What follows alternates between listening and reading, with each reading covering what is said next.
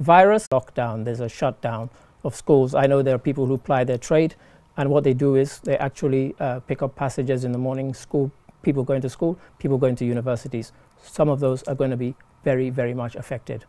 Everybody is going to be affected. And because we're talking about business, the GCCI, the Gambia Chamber of Commerce and Industry, of course, makes it their business. It is everybody's business. They are the voice of business. So, of course, they have to take a lead. And so they came up with this idea of business doing something to fight. We cannot just leave it to the government. Now, what we want to do is raise as much money as we can to actually help the government in its already, they've set out a plan for a year and they have funds already, but we want to raise funds to support that fully. And so, with that in mind, let me go immediately to my left. Now, Mr. Jabi, yes. The Chamber of Commerce started 1967, 2 years after independence. If you could just explain for our viewers, what is the Chamber of Commerce? What is its role in society and in business? I said it's the voice of business, but if you could explain some more about what the Chamber is all about. The Gambia Chamber of Commerce means a lot.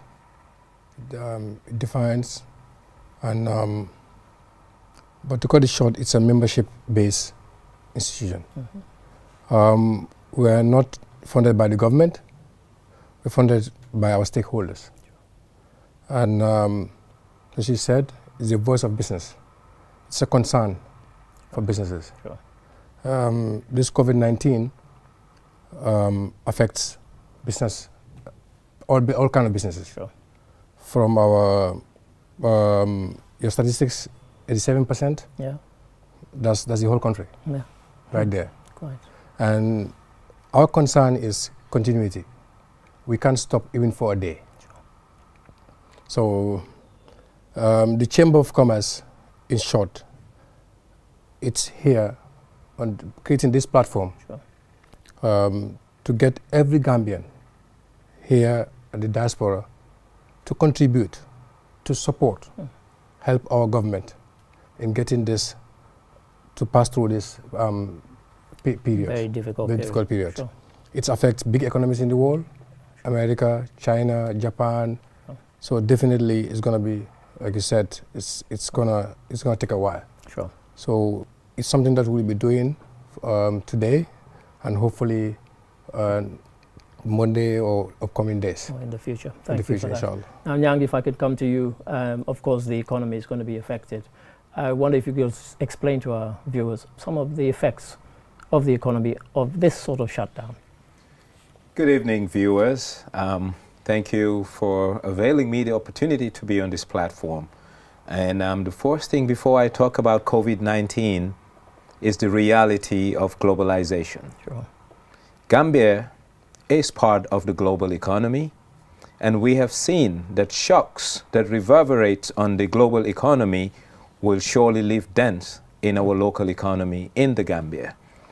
And the advent of COVID-19 early December, we were far from the epicenter of what COVID-19 has been all about. It started coming closer to the shores of the Mediterranean, yet still we felt we were a bit too far, but it started affecting Gambia in terms of remittances coming from that part of the world, because we have a lot of Gambian expatriates living there. Indeed. But the shocks were minimal and resistible. A few weeks ago, it came closer to home, Senegal, and the dynamics changed. Sure. And once the dynamic changed, price stability became a problem, because Gambia as a country relied heavily on Senegal as it relates to vegetable, produce, and other consumables that we consume on a daily basis.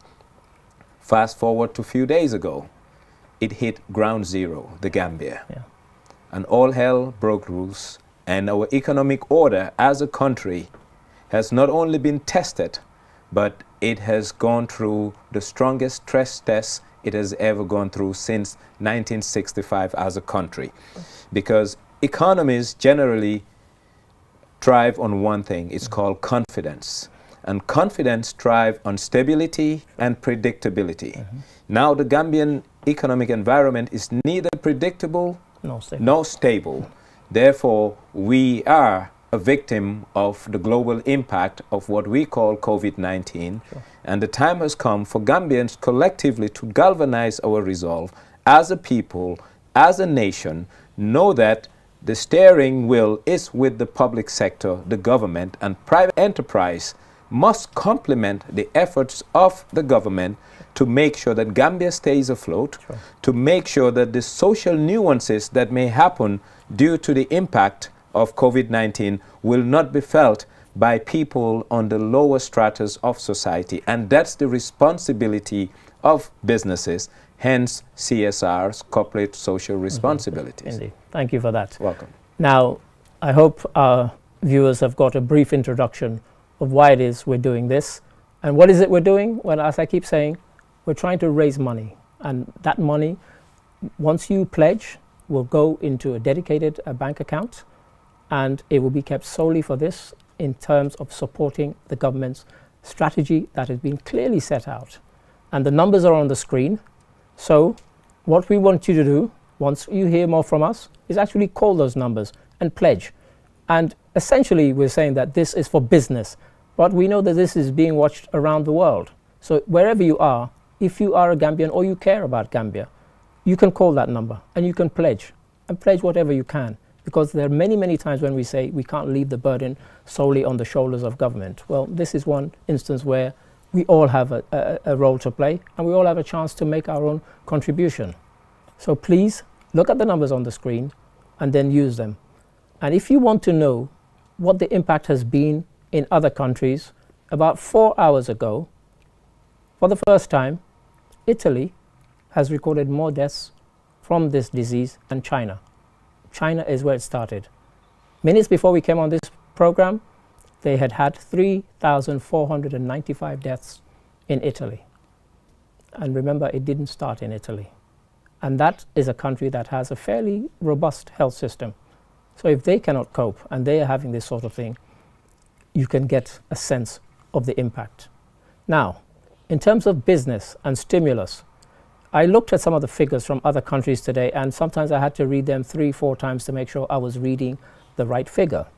In Britain, the government is pledging that they're going to put, and this is not a typo, 330 billion towards the shock, absorbing the shocks that are going to come from what has happened in Britain. They already had over 100 deaths already in Britain, as of, in fact, as of yesterday.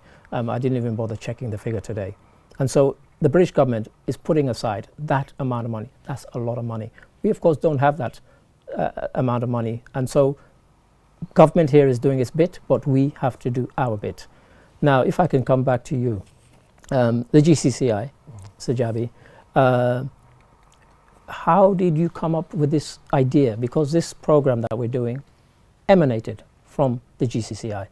How and why did you come up with this idea?